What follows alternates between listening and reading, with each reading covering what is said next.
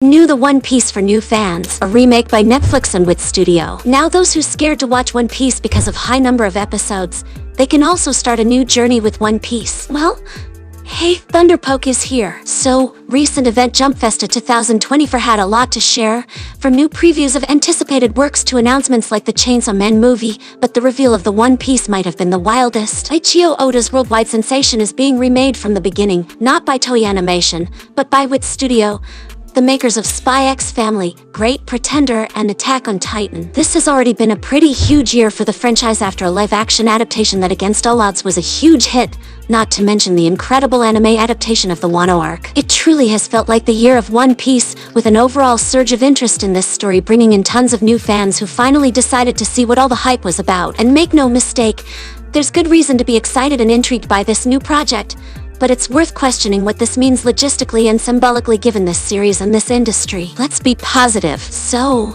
One Piece is being remade, and obviously the purpose is to gather more audience. As I said earlier, those who scared to watch because of high number of episodes, they can also start, and to make it possible, they've to do more better than pre-existing anime that's been running since 1999. And the One Piece is an opportunity to present this beloved story with a modern production mindset that might appeal to newer audiences while remaining faithful to the source material. The current anime weighs in at over 1,050 episodes, and even die-hard fans of this series will often agree that it could stand to be trimmed down. This isn't even a matter of filler, something that was simply an accepted part of TV shonen adaptations for the longest time. Believe it or not, despite the length of this series, only about 9% of the show is explicitly filler content. At its core, the anime just has a complicated relationship with pacing. When any show spans over 20 years, it's not surprising to see it evolve to reflect changes within the medium. The way One Piece looks and feels now, from the outside looking in, is far different from how it looked 10 or 20 years ago. Some of this has to do with changes made to the production to improve the show at the behest of fans and the creator,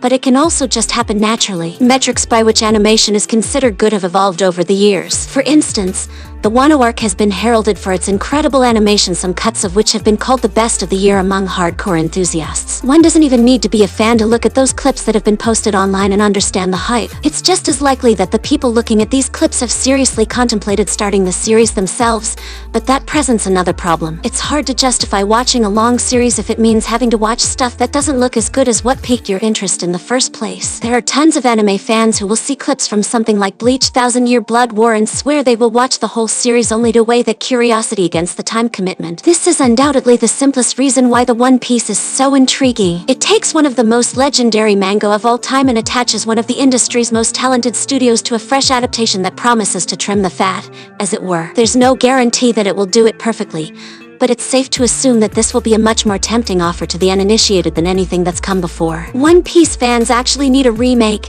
It shouldn't be controversial to point out just how bizarre it is that this project is happening, and one wonders how long this project has been in the works. Was it an idea that had been brewing for some time? Is it primarily the will of Netflix, eager to capitalize on the success of the live-action series? Some mixture of both? It's not easy to tell, but it is quite strange that this series is being remade when it's not even done in the first place, be it the manga or the current anime. For fans savvy of the ins and outs of the industry, WIT taking on One Piece feels like they are shackling themselves to a behemoth that might inhibit their ability to pursue other projects. It comes across as a display of creative bankruptcy in the industry to capitalize on the meteoric growth of this medium, and in this particular instance, the One Piece brand. While perhaps not the most popular viewpoint on this topic, it's not hard to see where its proponents are coming from. This doesn't mean the end of WIT Studio by any means. Bones has been animating My Hero Academia since its first season in 2016, but they haven't stopped creating other shows since then. Granted, Bones is also a much larger studio that has been around for longer, whereas concerned fans doubt WIT's production capacity in the face of such a big series. For plenty of fans, new and old,